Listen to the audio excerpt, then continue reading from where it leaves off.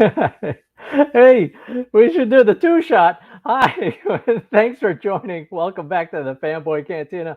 This is obviously very professional. And in this episode, we are talking about Spider Man No Way Home. And as always, we are joined by Mr. C. Mr. C, how are you doing today? Feeling all right. A little rocky road sometimes. Sometimes a little smooth one flavor. So we're trying to get to smooth. How are you doing, pal? I am all right, sir. I am doing all right. I am getting ready for the holidays. I am getting into that mindset. So thank you for asking, sir. And all right, so what we are doing again is we're talking about Spider-Man: No Way Home, and in the way that we'll do it here, first we'll do a spoiler-free bit of talk about the movie, how did it land, and all of that. Then that part's going to be very short. We're just going to dive straight on into the spoilers, and we will take it from there. All right, so we got the spoiler-free part showing on the screen, and with Spider-Man: No Way Home, it is just crushing it right now. It is 94% on the Rotten Tomatoes tomato meter. The audience score is at 99%. And from the description, for the first time in the cinematic history of Spider Man, our friendly neighborhood hero's identity is revealed, bringing his superhero responsibilities into conflict with his normal life and putting those he cares about most at risk. And this thing is crushing it at the box office, where it had the second biggest box office opening ever. And according to Deadline, I think this was today. Yeah, Spider-Man: No Way Home rises to $328 million, the second highest 5-day ever, and it is second only to Avengers Endgame just a couple of years ago. So just absolutely crushing it. I have seen the movie twice now, and I think I'm good for the two. And Mr. C, you have seen it?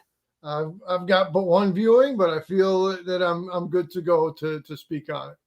All right, all right. No, I think that's good enough. All right, so um, you want to go first? What's your spoiler-free take on No Way Home, Mr. C?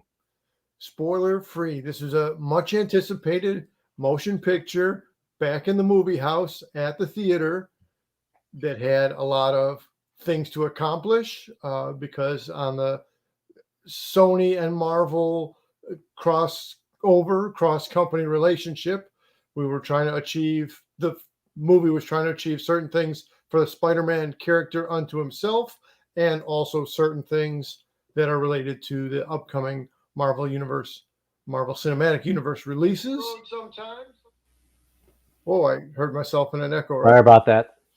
that's all right. Okay. That was the mirror. I was in the mirror dimension, and I was calling over because it's so important. We got to have all the dimensions reporting in for what's going on with this movie because the movie's so big. But speaking of as I was about to start to speak to the size of the movie, you have all these characters, uh, and they were well integrated into this Aquaman length epic kind of a film, and I was on board for it. The other thing I have to say, and then let's kick over to you, was that Spider-Man in his earliest comic origins was the creative team of the actual issues was Stan Lee and Steve Ditko. Now, the Doctor Strange character was, best of my knowledge, created solely by Steve Ditko. So now you have two Steve Ditko characters who have some history together, but they weren't like weren't like a Power Man and an Iron Fist. They weren't like a Riggs and Murtaugh. They weren't in some buddy cop kind of a setup. They weren't teamed up every month in and out. So it's very interesting to see the different directions that Ditko will take with the archetypes that he utilizes in his characters. Clearly, there was some character conflict to their philosophy and to their identities, and I think that was well presented, well done on the screen. What is your read on this film, good sir? Yeah, no, I would say that it's my favorite.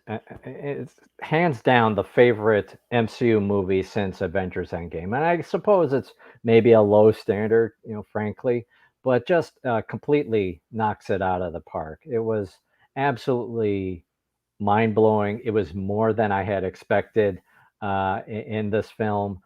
I loved how it just picked. And you knew some of this from the trailer. It picks up straight from the ending of, what was it, Far From Home? Right, that's the second one. It picks up straight from Far From Home, and you've got the aftermath attached to it. I think the first half was good. The second half is just epic. Knocks it out of the park. It's the best thing uh, that I've seen in quite a while. I think there's some story issues that we'll get into when we get into the spoiler part of the discussion, but just it's a fantastic film and kind of a love letter to everybody who has enjoyed the Spider-Man franchise over the decades, really. So yeah, I think it was fabulous. I think it was fabulous. I don't have that as much of the depth of Spider-Man history as you do. But for my history with the movies and with the cartoons and things like that, yeah, it was just everything I could have wanted. Yeah. All right. See, this is so hard because there's only so much you can say. There's a lot of movie. It's a lot of movie. All right. So if you have not seen the film, we're going to put up the spoiler banner, and here. So if you haven't seen it, just hit the pause or just come back later, and it'll be fine. And post in the comments your thoughts. All right. So let us dive into the spoiler part of the discussion. All right, Mr. C, what are your thoughts on the film? The film overall, Yep. as I was just referencing in general just a moment ago, to be able to integrate three Spider-Men of three different iterations, three different interpretations. Here's some Tobey Maguire, here's some Andrew Garfield. There was so much talk in the media and denial about, no, I'm not in the movie. People trying to get a scoop, a news release, a sprint, some spoilers, some breaking news. So of course we've become a savvy audience in general now to know that when a character's denying, when an actor's denying that they might be in a film, that might just be, it's all part of the show. So clearly that was the case, but not just incorporating three Spider-Men, you still had your supporting cast for the current Spider team, and then you've got the villains from all three coming all around. So that was maybe a concern, which I would say they had a awesome resolution for, maybe even an amazing resolution for, to integrate that many different villains from that many different styles and sensibilities of cinematography and director and all of it together. I was really, really on board with the pace and the characterization, giving each of the Spider-Men and each of the villains a good amount of development on the screen. Yeah, it's an exceptional film, and building on what you just said, I wish that they could have maybe kept the villains part under wraps a little bit. Maybe to just see that, oh, here's a Doc Ock, and there may be others, and leaving it at that. Um, it would have been just a that much more of a mind blowing experience to see them.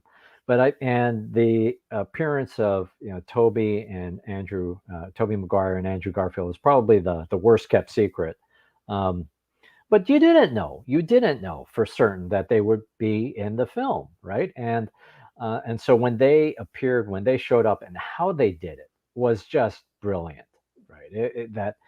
It wasn't just that they had popped up or been dumped into the.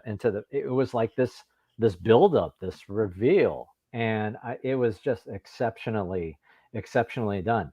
It's impressive that you have a film with all of those villains in it, and it worked, right? You had you didn't have the Sinister Six, but you had five, villains all in the same film. You have three Spider-Men all at the same time, and somehow it all works. You do have, just like with Avengers Endgame, right? You have that history with the other characters, so it does have that to build from. That they're building from, your knowledge of the lore that you've seen these other films. But somehow it all works, and I think it actually manages to make the other Spider-Man movies better, right? It motivated me to now want to see Amazing Spider-Man 2, which I did not enjoy for the most part. But now I want to see it again. And, that moment with MJ falling off the scaffolding, which is a direct nod to the Gwen Stacy moment in the comics as well as in the movie. It's just brilliantly done. I was impressed by just how well it invokes those other movies, and I also was impressed by how I picked up on some things the second time around. So it works for a rewatch. Among the things that I picked up that I hadn't noticed before, when Ned and MJ are in the Sanctum Sanctorum, is that right? Whatever. Doctor Strange's house, Strange's house, The doctor is and Ned is talking about, yeah, my mom says that there's magic in my family, and I get this tingly thing in my fingers, and then it all happens later, right? And so it was otherwise this throwaway, disposable moment, like, oh my goodness, it shows up later in the film. And last thing I'll say, one of the criticisms that I've heard about the Tom Holland Spider-Man is how he's kind of a kid Iron Man. He's Tony Stark, except a teenage version, right? Because he's got all that top technology, and Tony Stark made the techno suit or whatever we want to call it, and now he is back to being, excuse me, a grounded teenager. So yeah, I really loved it. Absolutely. And again, when you're interweaving so many different movies in a way that hasn't been done before in movie history, yeah, certain bridges have to be made to allow for those connections. And if the disadvantage of that bridge was that this current Spider-Man seemed like a passenger in his own movie, a sidekick when he's the headline name on the marquee, I think that was definitely given a counterpoint or a resolution in this most recent release. Yeah. No. And wait a minute. We do have. Welcome. And so this is the spoiler section of the film. So it'd be good if you have not seen the film. Yeah, it's all right. It's going to be all right. Just it could come back another time. All right. Some people like to tread cautiously. Others like to gamble and take a spin. I did see the Batman trailer in front of this, but that's another talk for another day. But if somebody's going to call out on Batman, then that's as far into Batman territory as we'll get. The Batman trailer looks great. That new Batman movie looks good. I'm actually interested in that. I had pretty low expectations, but that trailer works for me. Mobius, not so much. Right. I don't know if I need to see that, but we'll see. Have you seen the second Venom yet? I have not. I have not either. Yeah. So maybe I should take that back. Maybe I should take that back of saying that it's the best movie since Avengers Endgame. Maybe there's a hidden gem in Venom 2, though I seriously doubt it. All right. So what I just said a moment ago, yeah, if you haven't seen the movie, just pause, go away, whatever, come back later. It's perfectly fine. All right, let's get into some other parts here. Favorite comedic moment of the film. Oh, wait a minute. I gotta take a swing at you. You had Aquaman vibes. You know how I feel about Aquaman. But this is exactly why I brought it up. I mean, if certain things in the movie would play out on different levels, then my referencing Aquaman could play out on different levels. So by that, I mean, as I was sitting there watching the movie, it's got quite a length time. It's got an extended runtime. Yes. It's got a lot of different elements into it. And whereas we can say for Aquaman, maybe they could have split the movie in two. Some might consider that. Some might say that Aquaman was trying to do too much. But both of them, very different flow, very different pace, but both of them really epic stories. So, and then there's that. Yeah. So, I you know how I feel about Spider-Man. Aquaman. You know how I feel about Aquaman.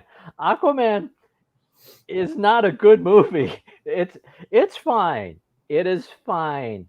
It does the hero arc. We've got the love story crammed into that film. The CGI is all right, I guess. You got William Dafoe, so that it's got something good going for it, and you got the rest of the cast too. But yeah, I did not like that movie. I did not like that movie at all. Anyways, all right. So now let's. Oh no, not this again. No, we're not doing that. All right. So let's talk about favorite comedic moments. And actually on this one, I'll start. I'm looking at my notes off to the side. I love the whole banter between Tobey Maguire and Andrew Garfield, and Andrew Garfield with the self-deprecating humor, or really in a kind of depressive spot there. And when Toby says, you say it with me, you're amazing. You're amazing. And, it's a total dad humor kind of moment there. But I loved that as the dad joke thing. I'll also say that I really loved Ned. I really loved Ned in the theater that I was in. And I'm here in Northern California. And when I saw it on Thursday night, it was packed. There was not an empty seat in that house. And I have to imagine there were a lot of Filipinos watching it with me, because when that mom is talking, everybody is like laughing. There's entire stretches where the mom is talking in Philippine and Tagalog, and I have there were no subtitles. They explain. Ned says what his mom said, but yeah, I thought he was just hilarious throughout. He brought the levity throughout the film, and I loved him throughout the movie, but in particular, that moment. That all worked for me. I thought it was definitely an interesting choice at that specific exchange not to run subtitles. It still totally worked. And who do we got here? Tobey and Andrew. Absolutely phenomenal. Absolutely phenomenal. Or one might say amazing. And if we can look behind me and just over a touch, so that was jokes that worked out on many levels. We're referencing the title of the Andrew Garfield movies. We're referencing how Amazing Fantasy became Amazing Spider-Man, and we're referencing Tobey being the first of these actors, the older of the three brothers, if you will, was being the supportive, dad joke-ish, but big brother kind of, hey, you're take a look, you're doing pretty good, little brother, younger teammate. So again, it was very clever writing. They did many things with the words, with the script that they had put into motion. Yeah, it was cool to have cool youth pastor Tobey Maguire, serving as the elder statesman of the Spider-Man crew. All right, what was your favorite comedic moment? Well, right there, very similar. Oh, yeah, same. Right there, very similar to that was about my back hurts. So again, the back hurting that could reflect just Tobey at his age, ballpark close to our age, older than the other two Spider. The back, that's exactly where we're going. The back fixing moment, because now look at this in two different ways. The various iterations of the same character, or the two different brothers are supporting each other, helping each other out in different ways. But then it also played to the real world story of Tobey Maguire having back injuries at the time and was almost going to step away from the character. There were eventually other reasons that came to pass that caused his fourth movie to not ever come to fruition. However, prior to that, definitely his back injury was almost a franchise killer. It almost shut down the production, or maybe Jake Gyllenhaal was going to step in for him. So that's also referencing Jake Gyllenhaal as Mysterio, or at least semi-referencing it without jumping into detail about it. So just the fact that so many other things played out on so many levels. If somebody had no knowledge of Tobey Maguire and his back injury, then the material still carried really well and was well executed. No, I totally agree. Yeah. It was a hilarious moment, and in the comments, yeah. Sadly, this did not happen. Yeah, you got three Spider-Men together. How could we not have the cartoon rendition in there? Sadly, that did not happen. All right, let's move to our next part. Favorite dramatic moment of the film. All right, Mr. C, what is your? I'm gonna check my notes. What was your favorite Well, dramatic while you moment? check your notes, pal, how about you can go first again? And Okay, all right. okay. That'll work. So my favorite dramatic moment is the saddest part, which was the death of Aunt May. I did not see that coming. I did not expect to see that in the film.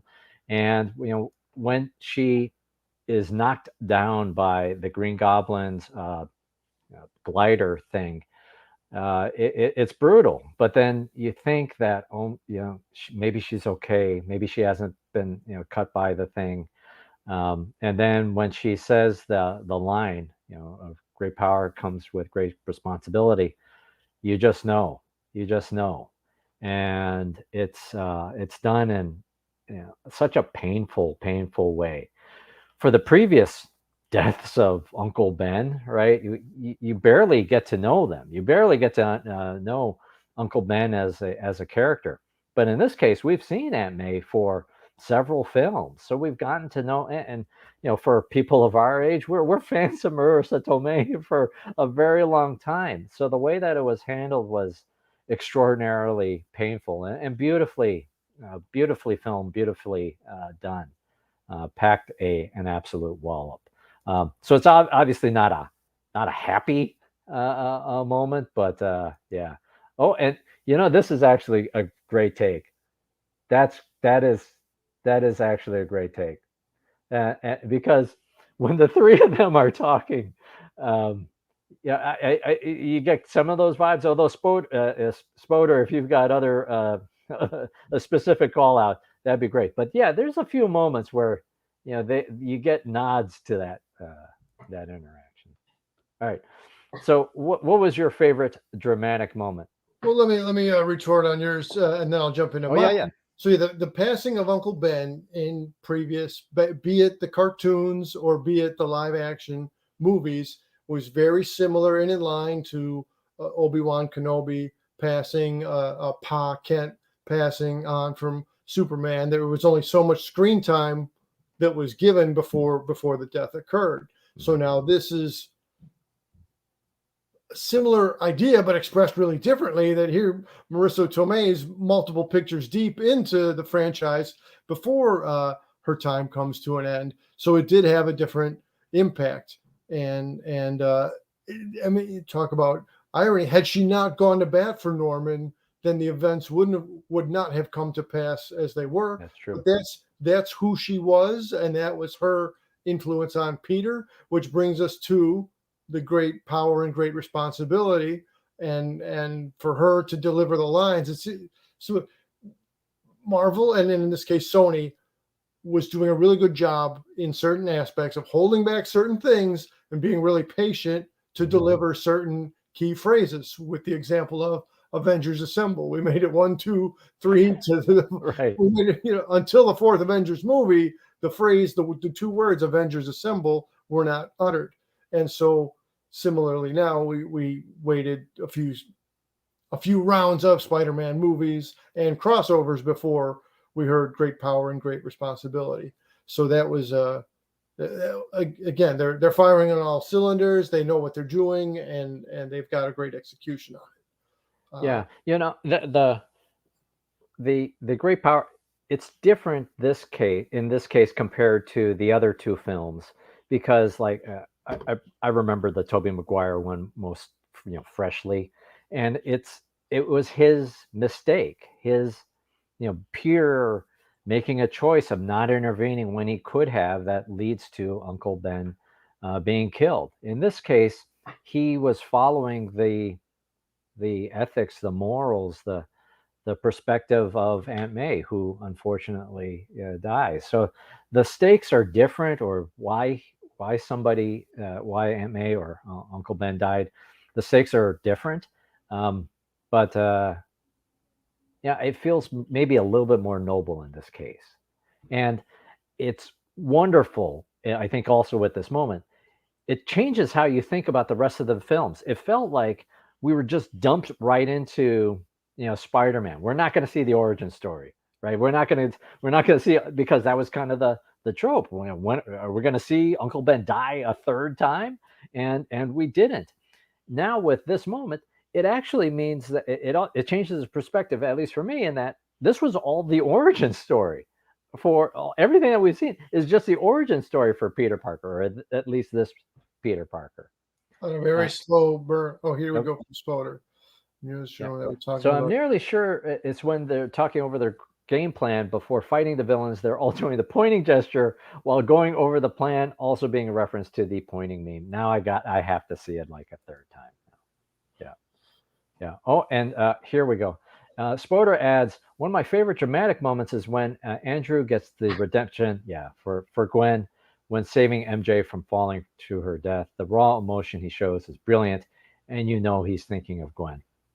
Yeah, absolutely. Yeah, that's a great call out. What sucked in my theater, I don't know about your experience, people actually laughed in the theater there because it is a little maybe on the nose. For me, I was like bawling. I was actually bawling. But yeah. What can you do? Different people react differently, but That's right. Besides, right, there's stating lines of dialogue and putting a emoting verbal vocal delivery into it, and then there's the nonverbals of it, and just again between Zendaya and Garfield in that scene, as Spoder is pointing out, I mean, again, everybody's at the top of their game, firing on all cylinders, bringing it all together. To that, I wasn't having a laughing moment for that. I was completely enthralled, and I was on board for it. And I mean, some people will be more connected from the movie, some people will be more connected from the comics, but the death of Gwen Stacy is a landmark moment in Spider-Man's history, and so Gwen and MJ being two of the key supporting characters in the entire Spider-Man history and mythos. Yep. So in this instance, the MJ character in the spot of, or in the same peril and jeopardy as Gwen was in the comics and in the other movie. So now here's a moment to save her, and that had to feel getting into the mindset of the character. Well, that had to feel really good for her to not fall to doom, and that had to feel really good for the hero to make the play. Yep. All right. What is your favorite dramatic moment? Well, I think mine might be a little bit of a down ramp now by comparison, but again, I was looking at the comic book depictions, the cartoon depictions, and again, the previous movies having different styles and different directors. So I was just thinking, in this movie, the way that Willem Dafoe and Alfred Molina, the way Willem Dafoe and Alfred Molina just played that mad scientist role, each in a different way. But just that is such a staple of both the characters, to be on the brink of violent madness, and then what will bring them back from that brink. And in some cases, it was a bump on the head. In some cases, it was intervention from Spider-Man. But again, looking at hero journey and archetype and theme, this is what Luke Skywalker is trying to do for Vader, is to pull him back. And so no wonder that theme is so widely used, is because it plays well to the audience. And so I was very on board with all of the villains' interpretations. I really liked Lizard. I really liked the way Electro was brought to screen, and even the way they would do the little traditional electric bolt feature without it being a part of his costume. I was on board with Sandman. He was very solid.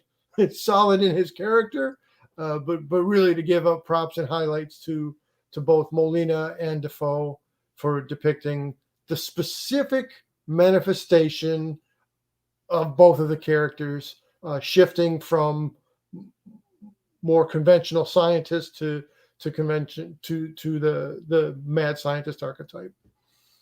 Yeah, I did have a little bit of a mental jump of, why is Electro different in this universe? Like why would it not have been his previous self or the manifestation showing up here? Why would it have changed? I didn't quite get that. Yeah, I mean, I thought it was really interesting with Green Goblin when he smashes the mask, and and he's just as scary. We get to see Willem Dafoe truly realized as the Green Goblin. Just a wonderful, wonderful representation. And yeah, building on what you said, the banter between the two of them, Doc Ock and Norman, was just brilliant. It worked very well. One thing that I hopped over in our spoiler review, something that didn't work for me in the first half in particular, was it kind of relies on Doctor Strange being kind of an idiot. Here we've got the Surgeon Supreme, essentially, and yeah, probably a smart guy for the most part, but to use the spell to cause somebody to forget and let it implode or something. I almost wondered if it was even Doctor Strange, or are we looking at a Skrull version of Doctor Strange? It just seemed odd, the device here. And then I also thought it was a bit of a storytelling, cheat of, why is the Lizard still in the truck? Why didn't he go up?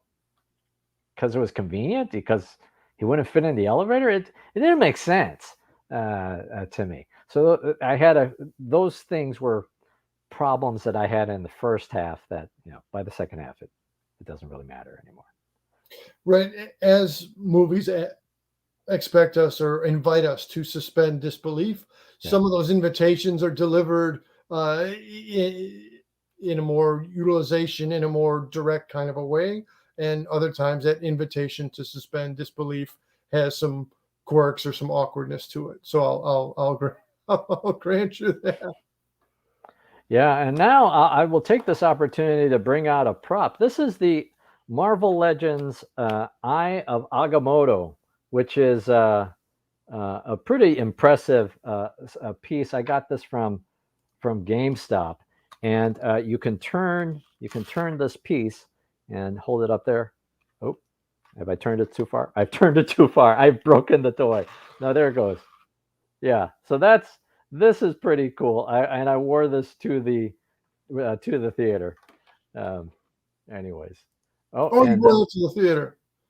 Oh yeah, I mean, I'm all for wearing props when I go out. And yeah.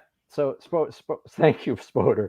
Yeah, it felt so out of character for Strange to do this without hesitation. I also don't understand why him and Peter Parker couldn't have just went through who we wanted to remember instead of interrupt. Yeah, it's the starting premise relies on something that kind of doesn't make sense. It's more than a little bit out of character. Yeah. Still and again, that might be something that gets a fix or a course correction later on. Maybe when we get to Doctor Strange and the Multiverse of Madness, maybe we'll see some clarity towards that at that time. Maybe there were shadowy influences clouding his judgment. We'll have to see, but that's an unknown, and it's a valid question, and yeah, we'll have to see. Oh, one more thing about this prop. So even though it lights up, but you can also remove it from the eye of Agamotto, and it will still be lit up. That's impressive. Yeah, pretty neat. Available at GameStop. Not that we're sponsored by anybody at this place, but right. All right. So, Mr. C, what is your? Have we covered everything? We've covered everything. So now let's move to our next one. Let's move to our next and final one, which is favorite action moments. And why did you start, Mr. C? Well, I'll be happy to, and kind of fitting that we were on a Doctor Strange and Spider-Man theme already. But before I jump into my action, as long as we're taking a prop intermission, here's the plastic variation of Geeky Tiki. Last time, however many weeks ago, we spoke of Geeky Tiki on the show here. We mentioned were they dishwasher safe or not. Well, the plastic ones are absolutely, no question, dishwasher safe. The actual ceramic ones do list themselves as that. But what am I talking about dishwashers for? Look at this beautiful. He's got the traditional. See, right again. So that characteristic, same thing. How can you tell if it's a Ditko character? Well, if they cast a spell or shoot a web by placing their fingers thusly, then safe bet is it's a Ditko character. But again, Geeky Tiki doing a lot of good stuff. I really like the spider design on the back. That's cool. Some good stuff. So now that is cool stuff. Onto the action category. As we're setting up, because this is so much movie, how are we going to process this? How are we going to break this into pieces where we can actually speak on it? So comedy, drama, action. As far as the action goes, and this somewhat ties to what we're saying before, the battle, other people are saying, well, Doctor Strange and Spider-Man are fighting in the trailer. I'm like, I don't know if they're fighting. Maybe they're just traveling. I wasn't convinced. I was wrong. They were absolutely in combat. And so now, as far as, well, wouldn't Doctor Strange be able to defeat Spider-Man rather instantaneously and rather quickly? So, as is often the case in comics, there's some juxtaposition or as we were saying before about suspension of disbelief. But say in the old comics in the 60s when the X-Men were going against the Avengers. Well, the Avengers were adults and a far more raw power. As a team, they contain a great deal more of raw power than the teenage X-Men, but to allow the pages to fill out and the square-offs to transpire, the Avengers were holding back or taking it easy on the X-Men. So I would say maybe in that same way that Doctor Strange didn't go into full combat mode, maybe he was holding back a bit in the conflict with Peter Parker. Maybe he's got a soft spot for the kid. Maybe it's showing he back in the Avengers movies where you say, well, if it comes to say, if you guys have to get sacrificed to keep the stone together, then so be it. I'm prepared to sacrifice you guys. So now here's a very different Doctor Strange in this current. Oh, here comes Mandarin. Oh, wait. So the Mandarin, you might want to hit the pause and come back later. It will be okay. It will be okay. We are in the spoiler part of this thing. So, but thanks for joining. What's up, man? You are glad to have you around. We're not trying to inflict terror upon anybody. But yeah, hey, if you're just rolling the dice and you don't mind some spoilers, that's on you, good Mandarin. But yeah, thanks for the props. I'm okay. All right. Well, here we go. The battle. So now I wanted to zero in on the specific, like the whole trains and multiple trains and mirror dimension and interdimensionality of it. So what was specifically set up to depict Spider-Man in a good way, to let him get over in his own movie, whereas before, if he was a passenger or a sidekick or a sideshow in his own movie, here were a couple key segments for me where Spider-Man got over or was highlighted in his own film. And when Doctor Strange separated his astral form from his physical body, and then he's doing keep away, trying to grab back the magic box, if you will. And Doctor Strange couldn't figure it out, but it was the spider sense that was attached to Peter's body that was allowing him to manipulate and move the box around. So that to me was just, again, visually and comedically, that was some good action. And then the other specific segment I would want to comment on was through the mirror dimension, and then Spider-Man being a young man of science and having a good understanding of mathematics as well, plays the geometry angle and starts distributing the webs around in a geometric pattern that was able to then you're sure you're good, Mandarin? So that he was able to hold Doctor Strange at bay amongst the webbing. So all right, good. So hey, thanks, Boder. That's really great. We welcome new subs. That's great. So Doctor Strange was then immobilized in the mirror dimension because of Peter Parker Spider-Man's use of geometry. So as far as the action sequences go, now again, here we are in the third of the Spider-Man trilogy proper, and here he is, taking out not just taking out the villains, but able to take out or to hold at bay the more experienced, more powerful hero.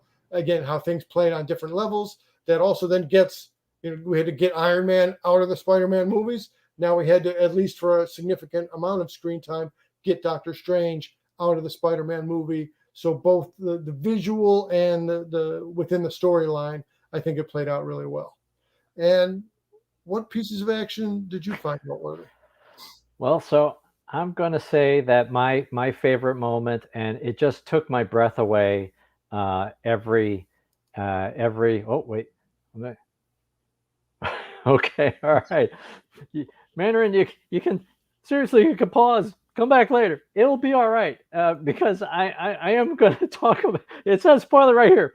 Right here. So my favorite action moment is towards the end of the film, and when you get the 3-shot, there's a whole sequence of the three of them together. You've got the funny banter that happens of, hey, I'm going to tell you a secret.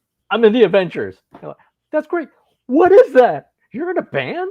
Yeah, it's just hilarious, right? And then, but then they go from that, they get a plan, and then you get the 3-shot of them together. And now we know the scene that you saw from the trailer of, seemingly the one lone Spider-Man going against all of these villains was a little digitized out some of the details, and it just took my breath away. And both times when I saw the film, I got a little emotional about it, as emotional as one can get about an MCU movie, but it just took my breath away. It was just spectacular to see them together. And so I love that. I'm going to shove in a comment that I had not said earlier. With this Tom Holland Spider-Man, what I think I really love about it is how grounded it is, that he is just a kid. He's just a teenager, and they made that abundantly clear. I need to cough. Sorry.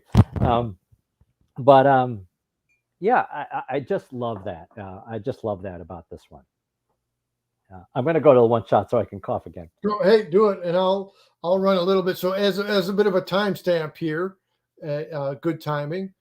As I've also completely separate of this, but still Disney related, have checked out the Beatles documentary by Peter Jackson. For me, it was really interesting to see the Beatles sitting there in the studio working out how they were going to put together either the show or the songs, or just put the different pieces of things together, and what the conversation was to how to work things out. So then that's, as a theme, as an interesting concept. Now here you have 3 Spider-Men, first time interplay together, first time on screen together, first time in a battle together. And so again, they're he would call for maybe another suspension of disbelief if they were all just very harmoniously without any strategy in a groove together. So I thought that was, as the blend of action and comedy, as a blend of action and comedy, that was a really well sequenced and well put together set piece. Yeah. Now let's go to the comments. Every time I watch the Fanboy live stream, I save money by not going to. All right, we need a puppet show to recreate the spoilers here. And Well, next time I'll pick up a couple of more. So we'll, and I'll put Spider 1, Peter 1, Peter 2, Peter yes, 3. there you go. There you go. We'll figure out some animagic motions. Oh, Spoder definitely agrees with you here, Mr. C. Aside from the huge action scene at the end, I loved the Peter versus Strange fight. However, I found it weird how Strange was outsmarted by Peter over simple geometry, but it was visually great regardless. Yeah. Spoder, I'm with you. And then again, like in King Kong versus Godzilla, whoever's got the top billing, Chuck Norris versus Bruce Lee. In the Chuck Norris movie, he fares better. In the King Kong movie, he fares a little bit better than Godzilla does. When it's whoever's got top billing. So since this was consistent with that, Spider-Man has top billing. So he got to pull some moves. Yeah. Mr. C, are you wearing a Spider-Man shirt? Because I can't see it. Well, man, we're now saving that a little bit for the end, but back to and I didn't wear this to the theater, but back to the Maguire days. I bought this T-shirt at just the local Comic-Con, and then just took a basic blue sweatshirt and kind of did some stitch witchery to combine them. So there were a couple of Halloweens where I ran with this, but again, now this is a good shirt. Time this, it's been 20 years since I did the webbing over with the Sharpie. So yeah, absolutely, I did. I was saving that for the end, Mandarin, but that's okay. So in this whole exchange of spoilers or pitching some spoilers, that is a Tiki Spider-Man cup, the plastic variety. They also have them in ceramic, and that's a Geeky Tiki product, and that's through either the Geeky Tiki website or plenty of other vendors carry Geeky Tiki products. So absolutely. And man, if you didn't catch it earlier, we were saying down at the finger positioning, the classic web shooting and Doctor Strange spell casting finger positioning. Very nice, very nice. All right, so before my thank you for covering while I had my coughing spasms. So I'm drinking from this mug, which I got off of Amazon, and so if you may have seen it in the trailer, this is the same mug that Doctor Strange is drinking from in the chili Sanctum Sanctorum. All right, so what I was going to say is I thought they made the Tom Holland distinction abundantly clear when they started talking about, where would he go as a place to, escape or, to decompress and, find peace. And as Toby is talking about, I think he picks the Chrysler Building, and then Andrew Garfield picks the Empire State. And where does Tom Holland pick? It's the roof of his high school, which is just a wonderful, brilliantly done way of just grounding who this character is. I thought that was beautiful, beautifully handled. And another. Are you wearing? No, we're not. This is not that kind of show. Kudos for your shirt there. And then Spoder, what's your favorite iteration of Spider-Man on the big screen? For me, it's Andrew, but I'd love to know your guys' favorite. Well, I've been waiting to throw a curveball boomerang out there. And in all seriousness, to have 3 Spider-Men, you can't do any better than that. But for banter purposes, for comedic purposes, if Nicholas Hammond, the 1970s TV movie Spider-Man, Nicholas Hammond in his younger years, and he's got quite a list of credits to him in his younger years, Sound of Music before he had played the role of Peter Parker in the 70s. Would have just been, I'm not saying they needed to improve this motion picture in any way, shape, or form, but maybe in a similar vein to Garrett Morris popping into Ant-Man because he had been Ant-Man on Saturday Night Live. If Nicholas Hammond had factored in, that would have been just another little topping on the dessert. So we'll be doing auditions for co-hosts of the Fanboy Cantina. Just send your tapes over. Appreciate it. Wow. What are you talking about? What? You didn't watch 70s Spider-Man TV movie with Nicholas Hammond? It's not fresh in my memory at all. Yeah, and like it was the web effect. Like they would cut away. Uh-huh. Yeah, I'm pretty sure that's the right spelling. So they would cut away he would hold up his arm to do the web. They would cut away, and then there would be like an extended cable when he'd be on the rooftop. Right. Yeah. I'm not. I am going to say it is this one. Actually, I am going to say it's the Tom Holland version. I really loved the Tobey Maguire version. I now absorb the criticism of Tobey Maguire. He is a little bit old for the role, right? It's not like Steve Buscemi, saying, "Hey kids," it's not totally like that, but he's kind of old. Whereas Tom Holland, I think, did it right of representing that Peter Parker should be a kid or should be this teenage character. So it worked very well for me, and I think it worked. And I'm going to acknowledge the recency effect here because we just saw the movie, so that could be distorting my opinion. But I really think it worked quite well for me here. And we've got Tobey was best for first Spider-Man in my opinion, and favorite though is Tom Holland. I'm going to have to rewatch Spider-Man 1 and 2 in particular, and if I can tough it out, maybe I'll watch 3 to see how it lands. My problem with Andrew Garfield in 1 and 2 is, particularly in 2, I think I think it was just how they executed the film. I liked him as a character. I thought he did it well, but I think how they brought it all together, it didn't do a good service for his portrayal of the character. So I want to look at it in a different light to see, may it resonate a little bit better for me. Well, so let's say there were valid criticisms about the first Spider-Man trilogy, about the Tobey pictures. So then what are you doing then? You're trying to go in a different direction.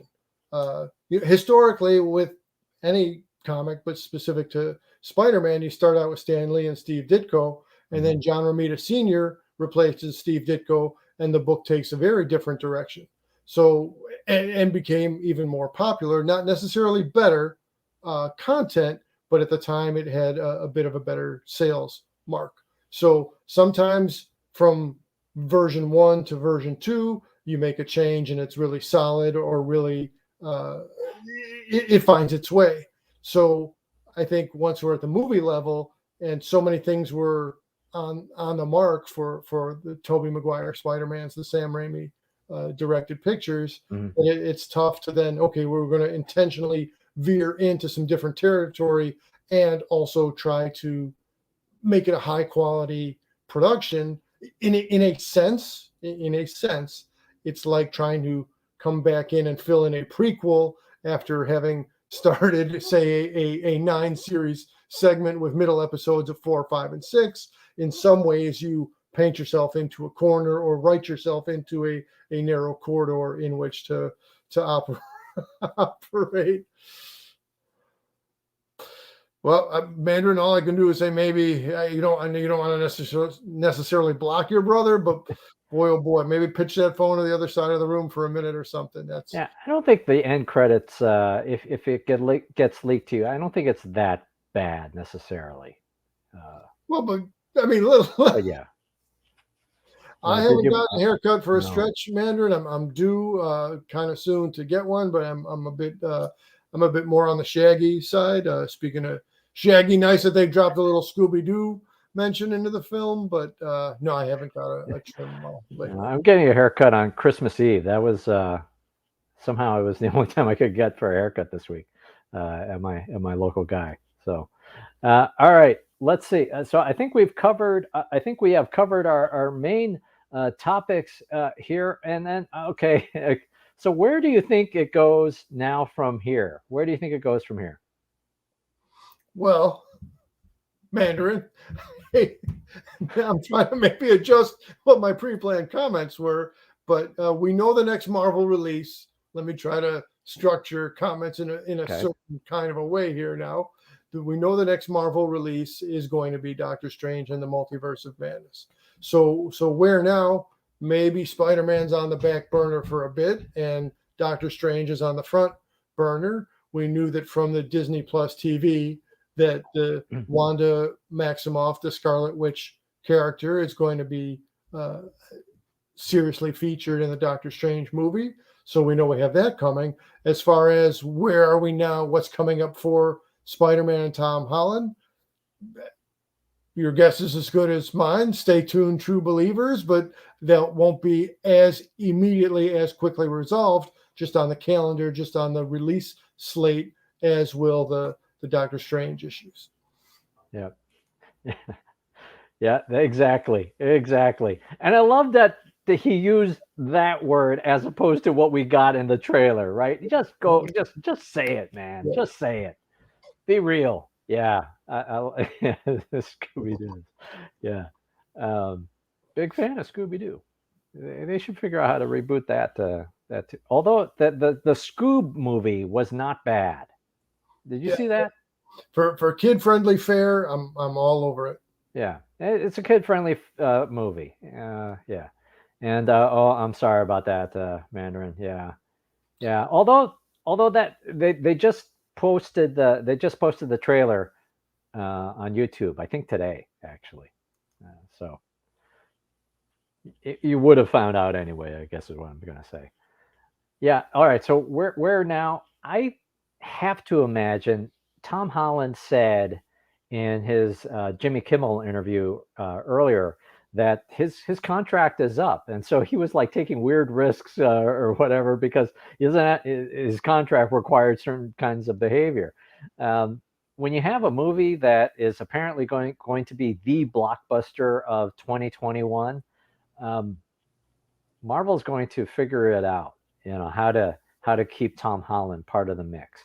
I also think after some of I did like the Eternals. I did really like the Shang-Chi on second viewing, and yeah, Black Widow is okay. But after kind of a shaky 2021 with some of those movies and how they performed, I think that having these marquee heroes and trying to keep them around is a big deal. It's a big deal for having that continuity. So I have to imagine they're going to figure out a way to incentivize him to come back. Maybe do another trilogy from here, and then you got six films, in a trilogy or something like that.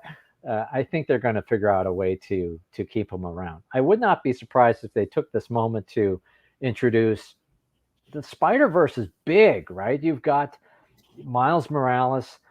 Into the Spider-Verse is a fantastic film, and at some point I'm going to wrestle with how does Into the Spider-Verse fit versus this movie versus Spider-Man 2 in my top three. I'm not going to do it here because I don't quite know. But the Spider-Verse is so rich. You got Spider-Gwen, Spider MJ, right? I think there's a version of that. You've got Spider Venom or whatever, So there's so much rich characters and stuff that now would be a good time to just take a beat, maybe introduce some of those other characters. A Silk, right? Could be interesting. It could be a good time to take a break and introduce some of those other figures. So yeah. Shang-Chi was excellent. On first viewing though, it was a little small for me. Actually, the climactic ending. You've got kind of a small finite setting, and it could very well be because it was during the pandemic, right? When they were filming, we're not out of the pandemic, but at that point in the pandemic, it could have been maybe a little bit small. And then you got this epic whatever, dragon flying dragon thing. yeah. So that was the part that threw me out of the film. But overall, yeah, I did enjoy it. Oh yeah, I'd love to see Miguel O'Hara at some point in the MCU. See, okay, so now this is my gap. I do not know who that character is. I'm a finite, I'm a limited lens here. Post in the comments, Spoder, more about Miguel O'Hara. Wait, is is that Spider-Man 2099? No, is it? I'll just be Googling right now here. Yeah, yeah. I can only multitask. See, with this computer gap here. With this computer, I end up hitting back a lot because it's got this power bar or whatever the thing. I hate that thing, but I've done it like I do it at least once a day. All right. Yes, thank you. It is Spider-Man 2099. Yeah, who is apparently going to be in the next Into the Spider-Verse film. So that's cool. I'll be honest. I only read like the first two comics of Spider-Man 2099 when it first came out. It was fine, and then I obviously I didn't remember anything else about it. Well, there you go. I haven't had any Spider-Man 2099 that I've gotten into, so there you go. You've definitely found a little groove there that I haven't jumped into. So yeah, so that's why it's good to have a couple of hosts and definitely some top caliber viewers and commenters jumping in. I was the Shang-Chi movie was definitely it was a little bit different. So you had some martial arts movie, you had some hip hop influence, and then you had a little bit of Crouching Tiger and a little bit of mythology. So I really liked the way it blended all those different things together. Yep. As far as other Spider speculation, would I be completely surprised if Tobey Maguire gets his fourth feature? No, I wouldn't, and I would be good for that. I'll sign me up now. I'll get the ticket to get into the cinema for that picture. Would I be surprised if Andrew Garfield had a third Spider-Man movie coming out? I wouldn't be surprised, and again, I'll buy that ticket. I'll get in the movie house to see that happen. I'll draw the line at Nick Hammond. I don't think he's going to get some either TV movie or some featured screen time. He might not even make for a Disney Plus kind of a format. But yeah, I'll just be good to see. And again, all the supporting characters. So we know the Morbius, the vampire, is coming. We know Venom is in the works. And some years back, there was talk or slate announcements or release dates of other different Spider characters. So probably, definitely, there were some false starts with those. But then what do? You build up your franchise, and when the time is right, you expand on it. So I would say, as the screen so clearly highlighted, Pascal Productions in really big letters, I think Pascal Productions is now in a position of strength to try to extend the Spider-Verse into by use of these other characters. Yep. Yeah. No, I would expect that we're setting up for a proper Sinister Six. It'll be a little bit complicated in that, with Venom, they've created this kind of anti-hero thing or something, right? So, and then with Morbius, I think we're going to get Mobius. I think we're going to get something similar to that. So, it'll be weird to have a Sinister Six where they're the anti-villain. But we'll see. We'll see. But where maybe that's a Suicide Squad kind of a template, and Secret Wars. Spoder, I like the way you think. Yeah. Okay. So going farther ahead, I would like to see some Young Avengers things come together. I would like to see some type of what was in the comics Secret Wars make its way to the screen, and having these multiverses is absolutely a good way to go with that. All right. Oh, we've got chaos in my house as the dog goes out for a walk, all by itself, which is really miraculous. But anyways, okay. Well, any closing thoughts before we wrap up? Just the other feature that, again, because there was so much moving, we were trying to figure out what's the best way to access pieces of it. I Yeah. just want to jump back those, as I like to do, but your first exposure with the character ever, or your first interaction with the character ever. Yeah. And for me, that was definitely some of the Electric Company on PBS. There was Mr. Rogers and Electric Company, and so you'd get the silent Spider-Man actor in the Electric Company. There were the reruns of the late '60s Spider-Man cartoon that we'd catch on TV, and then absolutely also the Mego character, the Mego toy figure of Spider-Man, and then over on the comic shelf right over here on the wall off screen, there's definitely different trade paperbacks and individual issues of Spider-Man that I've been into. When J. Michael Straczynski was writing Spider-Man, he introduced a villain character of Morlun, who was kind of a very different kind of a hunter than Spider-Man. So as far as other villains that I'd be good to have come to screen, I'd be good to see Morlun. I definitely want to see Craven. If Mysterio comes back in some kind of a way, since he only had one feature, that would be great. But there's a whole lot of depth in Spider characters in the Spider-Verse. So yeah, there's plenty of options in front of us, and again, I'm along for the ride. I would love to see a Amazing Spider-Man 3. I think that would be a great. It kind of ended abruptly, right? So it would be a great, proper way to end, properly end that trilogy. So and maybe it would be a way where um, that the Andrew Garfield Spider-Man could be like a mentor to a Miles Morales or somebody else. There could be a graceful way to use that character. Um, yeah, who would want to? Well, in that, so in Amazing, so if it was Amazing Spider-Man, then it should be Andrew Garfield. But if it was, oh, wait a minute, we've got. Did you? Yes, I definitely saw Craven. Yes, I was looking. I didn't recognize other villains that were there, but it was pretty obvious Craven was there.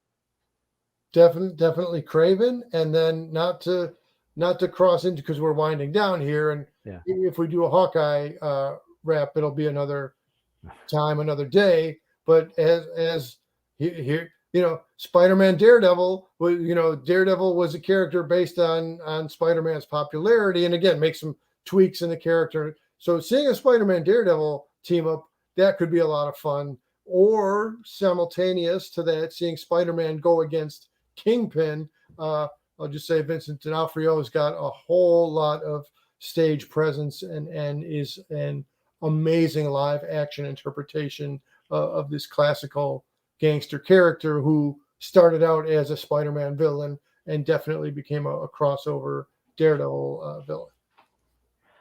Yeah. Yeah. Oh, and there's a comment. Yeah. Yeah. Okay. Yeah. I'm sorry. Yeah, man. We were trying to stretch it out a little bit so that we let folks see the movie. But yeah, arguably in this week we could have waited maybe a little bit. We got a little bit longer. When's the next live stream? I wish we had a more sophisticated way of doing this, Mr. C, because we're just talking about Hawkeye. I watched it at midnight. I'm in Northern California, so I watched it at midnight, and I enjoyed it. I think it's a little rushed, but I enjoyed it. But yeah, we could be talking about that and other things. Oh yeah, this was a fun discussion. Thank you so much, Spoder. Yeah, and you made it great, actually, of chatting with you and other folks here in the stream. Really appreciate it. Yeah, hey Spoder, you've got a great moniker. You've got a great photo right next to your moniker there. We're on board for that. As does Mandarin, right? There's a similarity between the commenters here. That's right. So what's the next thing we'll be doing? We don't have a direct pinpoint as yet. We're going to do a Hawkeye review, but we have to consider holiday schedule, travel schedule, and certain things. But as is typical, our fine Cantina host here will give some advanced hours notice by posting into the YouTube calendar. All right. Well, I think let's wrap it up here, Mr. C. Cheers. Thank you. Thanks for doing this, and thank you all for watching. And if you're watching later, post in the comments, because we love to hear from you and would love to chat. It's always a lot of fun. And I guess if we don't do another one before the holidays, happy holidays and stay safe. And we look forward to chatting with you again in the next live stream. If you have not already, please hit the like and hit the subscribe button. That helps us to get more growth in this channel. So thank you so much. All right. And thank you, Mr. C. Always a joy. Except for your Hammond comment. Which I'm going to have to Google that myself, but it'll be all right. Well, yes, it will. All right. Thanks so much, everybody. Take care. Thanks for watching. This has been the Fanboy Cantina. And yes, Merry Christmas. Stay safe. Take care.